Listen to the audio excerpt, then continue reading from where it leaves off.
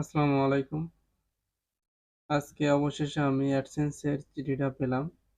তো চিঠিটা কিভাবে পেলাম, কিভাবে পিন ভেরিফিকেশন করি, এ টু জেড আপনাদের আমি জানাবো। তো আমার সঙ্গে থাকুন। তো প্রথমে আমি এই চিঠিটা খুলে দেখি এর ভিতরে কি আছে। এই যে দেখেন, এখানে কিছুই নেই, শুধু 6 ডিজিটের পিন নাম্বারটা আর এখানে কিভাবে পিন ভেরিফিকেশন করবেন এটা ইংলিশে দেওয়া আছে। তো এটাই তো চিঠিটা আছে। আর এখন আমি আপনাদের দেখাবো কিভাবে পিনটা ভেরিফিকেশন করতে হয়। এরপর আমি আপনাদের বলবো যে অনেকেই ঠিকঠাক অ্যাড্রেস দেওয়ার পরে কেন চিঠি পায় না। তো চলেন কম্পিউটার স্ক্রিনে চলে যাই। এটা হলো আমার অ্যাডমোব অ্যাকাউন্ট। এখানে দেখেন আমার এই যে নোটিফিকেশন দিছে your payment are on hold. আমার পেমেন্ট হোল্ড করা হয়েছে কারণ আমি অ্যাড্রেসের যে পিন ভেরিফিকেশনটা সেটা করি নাই। তো এখান থেকে আমি যদি চিঠিটা না পাইতাম তাহলে এখান থেকে রিসেন্ট পিন এইখানে ক্লিক করে আবার আহ, এই চিঠিটার জন্য অ্যাপ্লাই করতে পারতাম। কিন্তু যেহেতু আমি পাইছি চিঠিটা, সেই জন্য আমার দরকার নাই। তো আমি আপনাদের দেখাবো এখন কিভাবে এই পিন ভেরিফিকেশন করবেন। পিন ভেরিফিকেশন আপনারা দুইভাবে করতে পারবেন, অ্যাডসেন্স অ্যাকাউন্ট থেকে করতে পারবেন, আবার এই অ্যাডমোব অ্যাকাউন্ট থেকে করতে পারবেন। আমার অ্যাডসেন্স অ্যাকাউন্টে চলে আসলাম।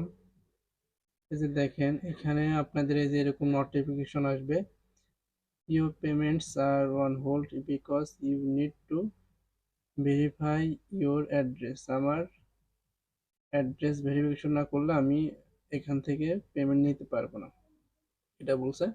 তো এখন আমি আপনাদের দেখাবো কিভাবে পিন ভেরিফিকেশন করবেন। এটার জন্য সিম্পলি আপনাদের যখন এই নোটিফিকেশনটা আসবে তখন এই যে এখানে অ্যাকশন বার লেখা দেখতে পারবেন, এখানে ক্লিক করবেন। তো অ্যাকশন বারে ক্লিক করার পরে এরকম একটা ইন্টারফেস আসবে। তো এখানে দেখেন দুইটা অপশন, আইডেন্টিটি ভেরিফিকেশন আর অ্যাড্রেস ভেরিফিকেশন। যদি আইডেন্টিটি ভেরিফিকেশন না থাকে করা থাকে তাহলে এই যে এরকম লাল চিহ্ন থাকবে। তো আপনাদের আইডেন্টিটি ভেরিফিকেশন করতে হবে, যদি না করেন তাহলে আপনারা পেমেন্ট নিতে পারবেন না। তো এখন আমি পিন ভেরিফিকেশনটা করে দেখাই আপনাদের। তো পিন ভেরিফিকেশন করা খুবই সহজ। এখানে যে অপশনটা দেখতে পারতেছেন, এইখানে সেই পিনটা তুলে দিবেন। আমি তুলে দিচ্ছি 5823।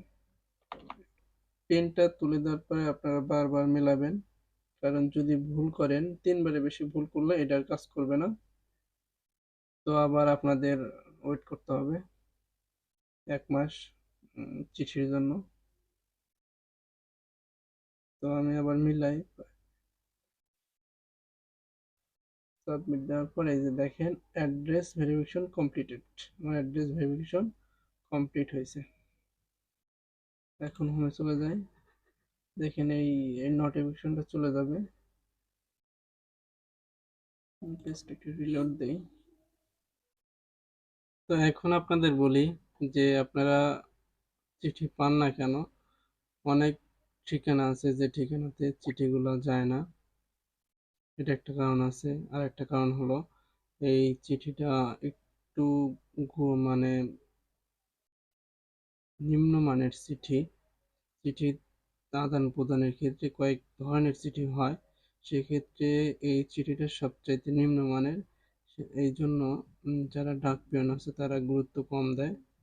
এই দুইটা কারণেই আপনারা চিঠিগুলো পান না। প্রথম যে কারণটা সেটা হলো কি, অ্যাড্রেস আপনারা ঠিক মতো দেন না। আপনাদের আইডিতে আছে একভাবে, কিন্তু আপনারা ব্যবহার করতেছেন অন্যভাবে, বা আপনার আইডিতে অ্যাড্রেস ভুল দেওয়া আছে। অনেক ন্যাশনাল আইডি কার্ড আছে যেখানে অ্যাড্রেস ভুল দেওয়া আছে, আপনার পোস্টাল কোড ভুল দেওয়া আছে, বা পোস্ট অফিস ভুল দেওয়া আছে।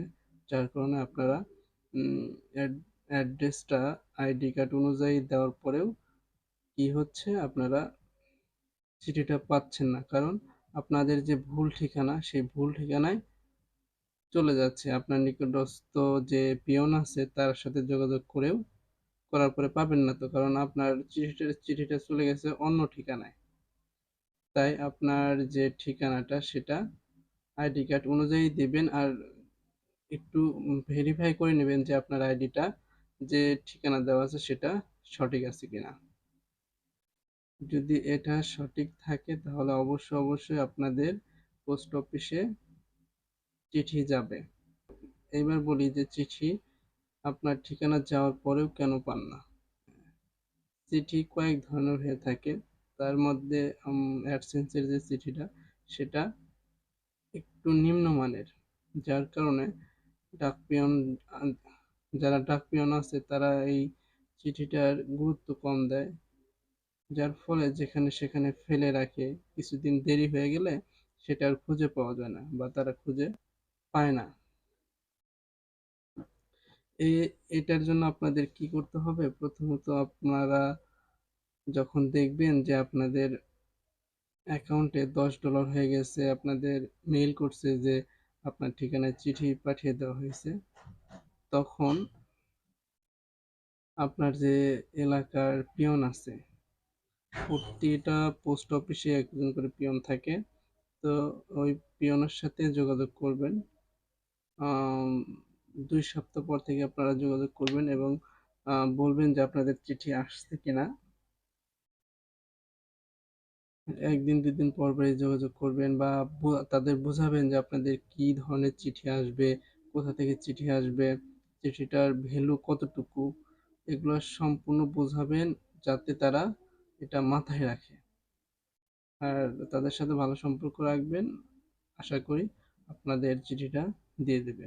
আর তারপরে যদি কোনো কারণে না পান, 2 বার 3 বার ট্রাই করার পরে আপনারা মেইলের মাধ্যমে প্রিন্টটা নিয়ে নিতে পারবেন।